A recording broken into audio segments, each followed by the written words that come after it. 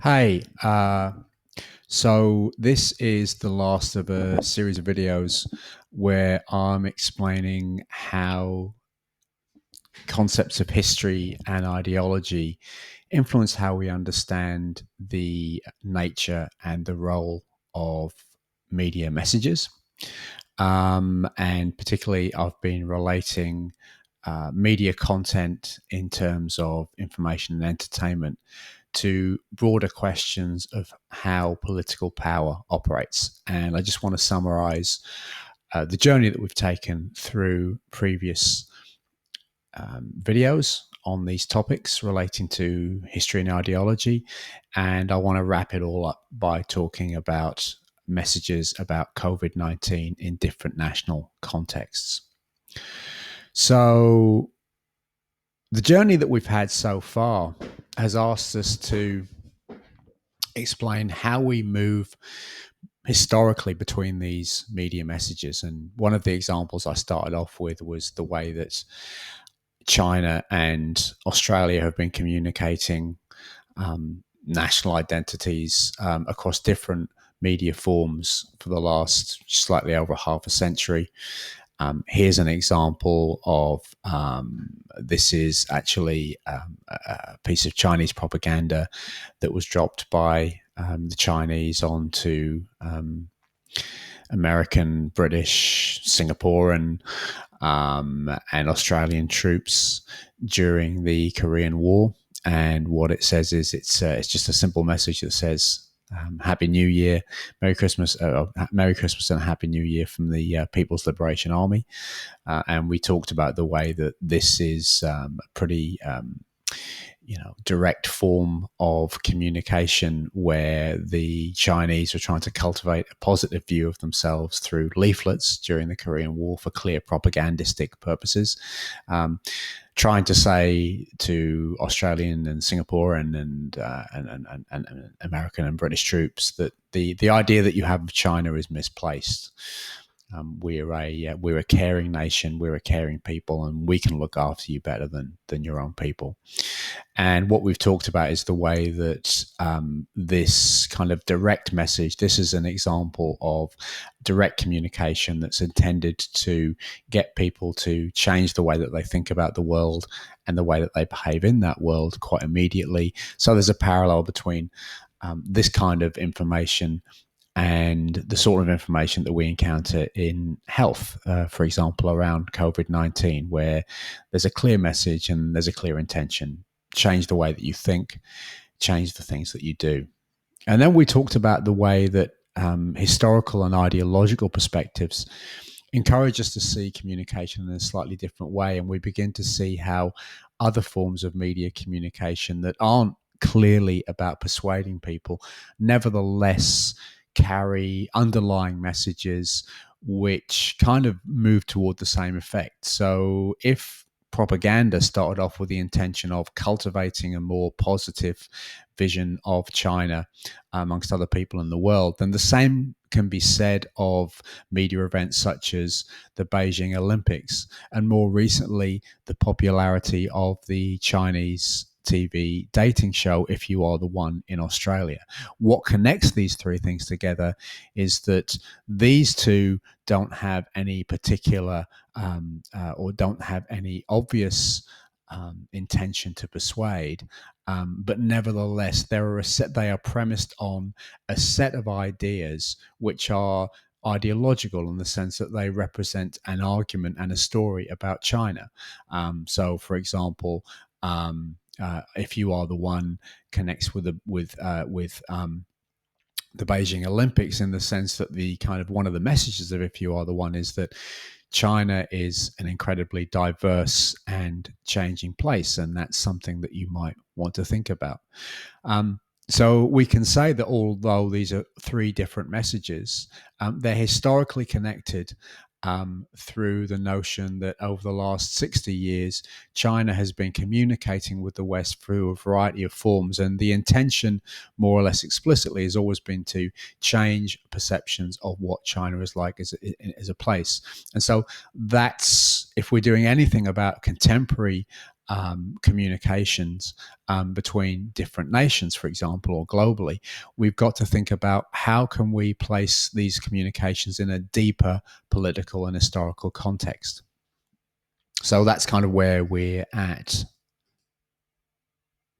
Now, we can also see that this can be applied quite directly to the ideological aspects of forms of communication around COVID-19, which are ostensibly factual. So I'm recording this message in the well, we don't know where we are in the crisis. So it's, what is it? It's March 2020. History will tell where that is. But certainly at the point at which I'm recording this video, what we can say is there are daily shifts in how different nations are approaching this. And one of the things that we are seeing is a very strong argument that's represented in this graph.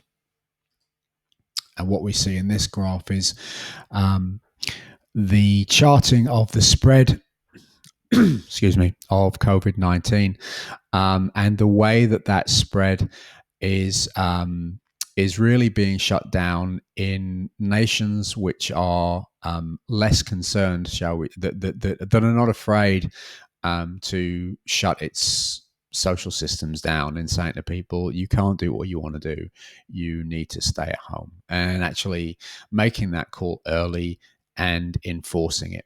Now, one of the challenges I'm speaking from Australia, is that one of the ongoing narratives around that is that this is a form of state intervention, which most Australians or most people living in Australia would find unusual and unacceptable. So what we can see is that in information around the spread of COVID-19, and at the stage of the epidemic, of the pandemic, where it appears that direct state intervention prohibiting movement and gathering is the most effective way of limiting the spread.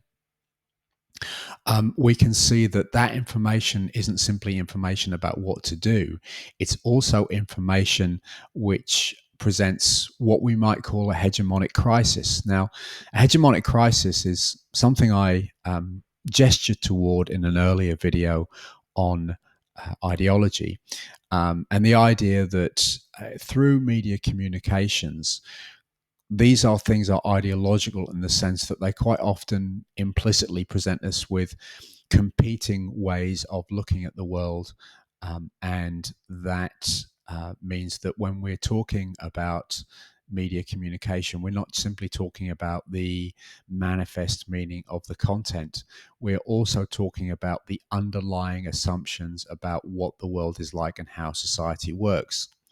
So in the years and months of leading up to COVID-19, one of the things that featured quite prominently in Australian media culture was the despising and the kind of the anger directed toward the so-called nanny state. The idea that government has no business telling you what to do with your body in particular. We see this around things like, the idea that there should be extra tax put on unhealthy food.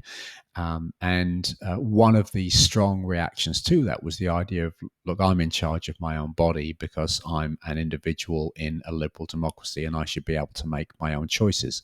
Our political foundations are built on that assumption. So what we see in COVID-19 is the way that all of those assumptions, COVID-19 communication is ideological because all of those assumptions become questioned. So for the longest time, we've been thinking about society works best in Australia when we're allowed to make our own decisions. And one of the things that COVID-19 has done is presented us with lots and lots of evidence to suggest that that's really, really not the case. So in that sense, communication about COVID-19, and here we see sort of information that's indicating that states which are not shy about saying, we're in charge, we're going to tell you what to do, are coping with this virus the best. And so this is not simply sharing with us best practice, medically speaking. It's also asking us questions about who we think we are as a nation. And in that sense, it's ideological and part of a historical change in relationships between different countries. So, where do we end up with this in terms of how it helps you use history and ideology to develop your own media research? Well, media don't exist in the moment. Whenever we are doing research on a particular kind of media content, it helps to try and consider how that content fits into a broader historical and political trajectory. What is the context of the work that we're looking at? So, if we're looking, for example, at contemporary health research, health communication in Singapore or Indonesia or Malaysia, how does that relate to the history of the nation? Because it's coming out; those messages are coming out of that history of that nation, of those nations. How do those nations try and project a particular image of themselves, and how does the way that they communicate about COVID-19 reflect those broader perceptions? And one of the things that we learn from this is that by thinking about history and ideology, we learn to understand that health information, in this instance about COVID-19, is not just about health information. It's about questions of identity and society. And in that sense, we can use COVID-19 to think about something, to explore ideas that health researchers have been exploring for several years now, that health messages aren't just about what to do and what not to do. They're also about who we think we are as people and as societies. So the lesson is in thinking about history and ideology, these questions are really important because it's important for all of us to think about how the particular topics that we're interested in relate to broader political issues. And when I'm talking about political issues, I'm talking about struggles between different ways of looking at the world and different ways of managing that world. And therefore, COVID-19 is an example of bigger questions about how history and politics relate to media research and should be things that you consider in the work that you do.